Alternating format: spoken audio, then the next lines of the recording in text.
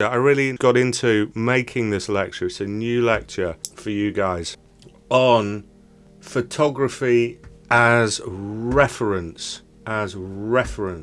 Okay, I'm looking at photography as a machine that uses a lens predominantly to capture images. So when we're looking at reference photographs, we actually go back a long way. We go back to actually the first camera obscura was from about the 12th century, so nearly 1,000 years ago, and then artists were always aware of it, and particularly in Holland, the Netherlands, and I'll come to why in a second, they used the camera obscura as part of painting, as a method for capturing the image upside down to record reality. That was the aim of the act of painting, was to depict reality in the best way you possibly could. So a lot of early paintings were using a box or a dark room. Initially it wasn't a lens, it was just a hole, and as lenses got made better, as the science of glass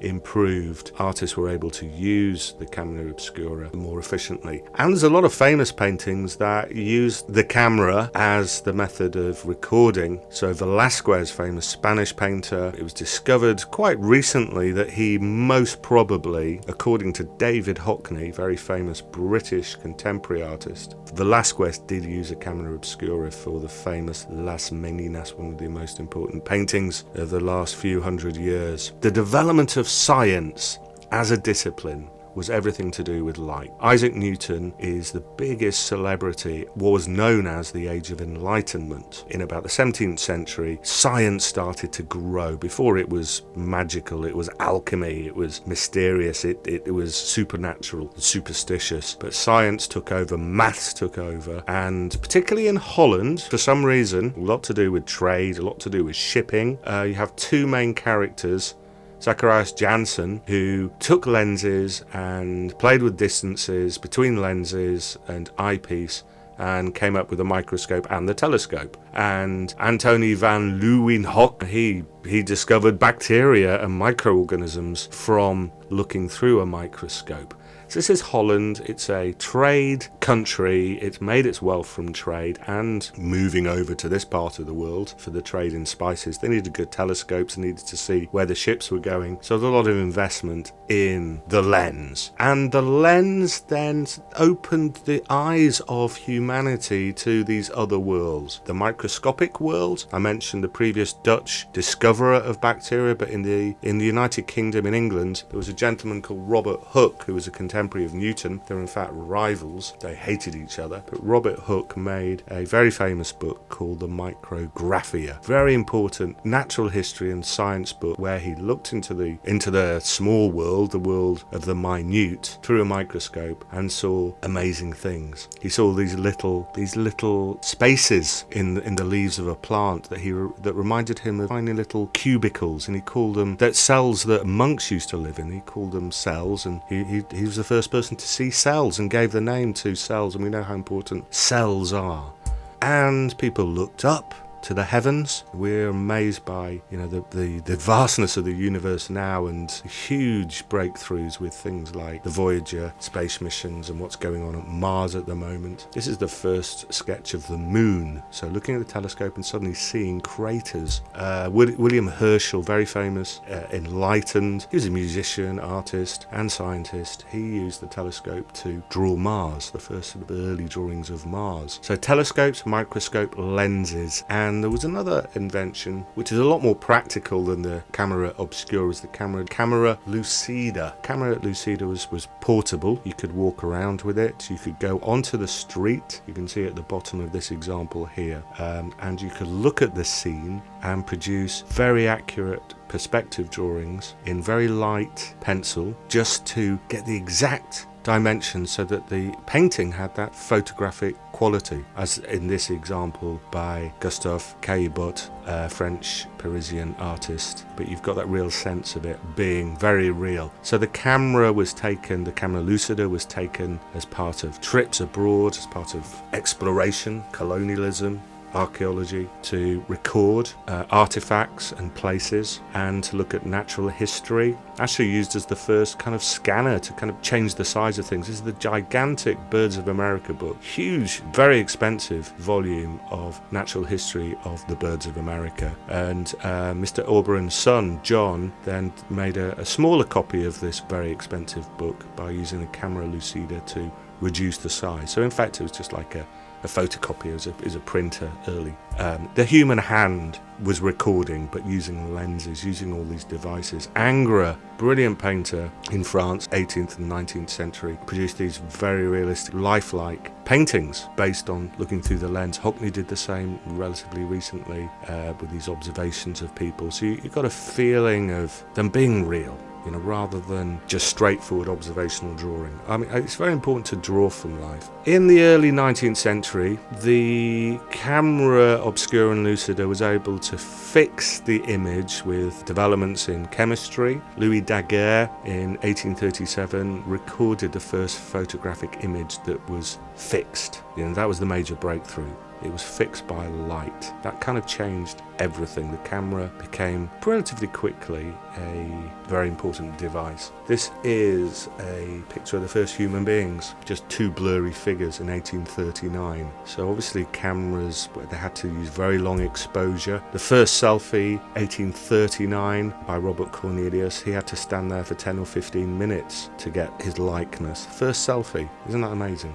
1839. And then there was this kind of to and fro between painting and photography. Photography tended to try and emulate what painting had done before. So the poses were very staged. There wasn't a sense of social documentary. But artists kind of jumped on the photograph as a method to maybe kind of capture some essence of place, of travel. All the Impressionists and Post-Impressionists would be using photographs to some degree as this invention became more widespread. Paul Gauguin, Van Gogh's best friend, Paul Cézanne. You wouldn't think that a father of modernism, of modern art, like Cézanne and his other friend Picasso, were using photographs so readily as reference. So when we say photography, it is a huge expanse of time, but it is about the lens and how that affects our visual art. First thing that I would say with photography, and I kind of mentioned it earlier, is that the mistake that artists make is copying directly from photographs and just copying them completely,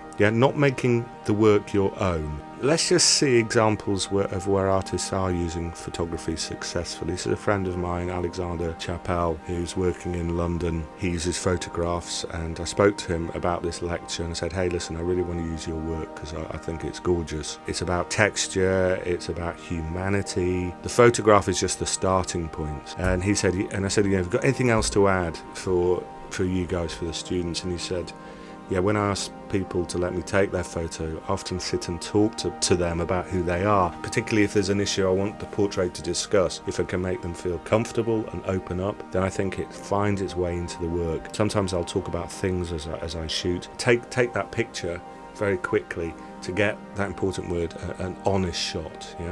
He's just trying to get that essence of somebody, and then he's elevating it with exploration of texture and materiality of materials. Now, I'm going to sidetrack a little bit, but there's a quote by Henri Cartier-Bresson, who's a father of photojournalism and was a really clever photographer, early 20th century, but he talked about drawing being meditation and photography is the moment, is the instant. But in that instant, you want to show, the entire universe, or infinity, as William Blake said, as we talked about before. I want to show you one example of how I've kind of worked with photography. And I always start with drawing in sketchbook. I'll draw and write, as I mentioned before. I might not actually be drawing the exact scene, but I'll be gathering information. I'll be gathering film footage, audio footage, and lots of photographs. I remember this was in London a few years ago, and I got access up. I wanted to have a view of Clapham Common tube stop. So I only had a few minutes just as the sun was going down on a rainy day. So I took hundreds of photographs of that scene, paced them together, kind of working from all these photographs and working very big. This is a commission for a friend of mine who had a bar in London which featured in this painting. You can kind of see the process here. It's a process of looking and drawing of lots of photographs, of going backwards and forwards between memory, actuality, but it isn't one photograph. That's what I was going to say. Let's just look at collage. Another important aspect of photography. Collage is a great way of composing very, very quickly. Very, very quickly, and just playing with the image and laying it down. And David Hockney as well, he's kind of drawing with the camera in the sense that he's looking around at that scene and recording multiple times. This is kind of early work in the 70s. Recording multiple times to make these big collages of what it's like to be in that experience. I've met David Hockney. He's from where I'm from in Yorkshire, and I remember he was saying about the advantage of drawing over photography is the fact that you could go to a place and you bring out your camera lens, you're restricted by that frame. You can change wide angle or narrow, but you can't get the whole 360 view as such. You might be able to with modern cameras, but it's not as efficient as just a drawing. The other aspect of collage, a little bit like Peter Blake, is just to play with the way the elements are placed on the page very quickly and effectively. 3 examples, contemporary and from another era: Man Ray, John Steziker, Hannah Hock, who are playing with photography. It's surrealism in itself. But just going back to photography in general before we have a break, the way that photography is developing, the way it's developed in our lifetime is phenomenal. In my lifetime particularly, I've gone from the analog to the digital, and the speed of that change. This is the first digital photograph in 1957. I didn't realise it was such a long time ago. This is the big news from a couple of years ago.